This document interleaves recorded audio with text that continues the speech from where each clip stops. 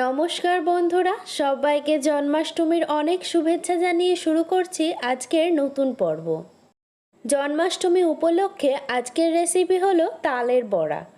চলুন তাহলে দেখে নিই কিভাবে এই তালের বড়াটা খুব সহজেই বানিয়ে নিয়েছি। তালের বড়া বানানোর জন্য প্রথমে আমি একটা বোলের মধ্যে নিয়ে নিলাম 1 কাপ পরিমাণ পাকা তালের কাঠ। আর আগের দিনের ভিডিওতে আমি দেখিয়েছি কিভাবে খুব সহজেই বাড়িতে পাকা তালের কাঠ বের করে নেবেন। সেটা আমি এখানে আই বাটনেও দিয়ে দেব, আবার ডেসক্রিপশন বক্সেও লিঙ্কটা দিয়ে দেব, আপনারা চাইলে চেক করে নিতে পারেন। এখন এই তালের কাঠের মধ্যে দিয়ে দিলাম হাফ কাপ মতো সুজি, যেটাকে আমি ভিজিয়ে রেখেছিলাম 15 মিনিটের জন্য। তারপর দিয়ে দিলাম 1 কাপ পরিমাণ ময়দা বা অল পারপাস ফ্লোর, 1/4 টিস্পুনের মতো নুন, আর দিয়ে দিলাম হাফ কাপ চিনি গুঁড়ো। এখন সব কিছুকে খুব ভালো করে মিশিয়ে নেব। আর এই ব্যাটারটা কিন্তু হাত দিয়ে মেখে নিলেই সব থেকে ভালো হবে।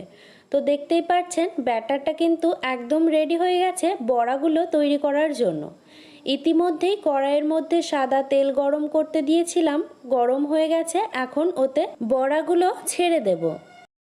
বড়াগুলোকে আমি কয়েকটা ব্যাচে ভেজে নিয়েছি। এখন সব বড়াগুলো দেওয়া হয়ে গেছে।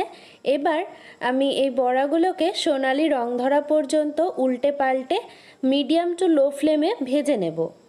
আজকের রেসিপিটা যদি ভালো লেগে থাকে তাহলে একটা লাইক করে দিতে একদম ভুলবেন না। আর এরকম আরও নতুনত্ব রেসিপি পেতে আমার চ্যানেলটিকে কিন্তু সাবস্ক্রাইব করে নিতে পারেন। এদিকে বড়াগুলোও কিন্তু আমাদের ভাজা হয়ে গেছে, একদম সোনালি রং ধরে গেছে। এখন তেল ঝরিয়ে তুলে নেব। তাহলেই রেডি হয়ে যাবে আমাদের আজকের রেসিপি তালের বড়া। আর এই তালের বড়া জন্মাষ্টমীতে কিন্তু গোপালকে ভোগ দিতে একদম ভুলবেন না। আজ এই পর্যন্তই। পরের দিন আরও একটা নতুন রেসিপির সাথে দেখা হচ্ছে। Thanks for watching.